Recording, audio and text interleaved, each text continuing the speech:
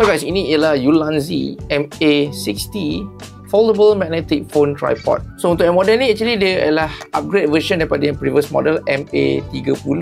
Satu side comparison korang tengok nampak lebih kecil dan lebih mudah korang nak bawa lah. So yang MA60 ni dia lipat keluar lah, lipat macam ni, dijadikan sebagai korang punya emergency tripod lah. So yang MA60 ni kalau korang buka lipatan dia memang sama panjang lah dengan MA yang 30 lama ni lah. Dan kaki dia pun korang boleh buka sama macam yang MA30. So kelebihan yang MA60 ni korang boleh jadikan terus sebagai phone stand. Korang nak tengok video ke, nak tengok macam ni ke, landscape ke, portrait ke, boleh letak atas meja macam ni lah. Misal kata saya pakai MA60 ni macam nak record video tu kurang stable, saya suka packkan dengan satu lagi Ulanzi punya phone grip MA35.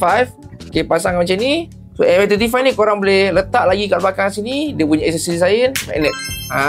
Okay. So contohlah kalau korang nak ambil video yang lebih stable, korang boleh gabungkan kedua-dua ni, ada dua extra grip.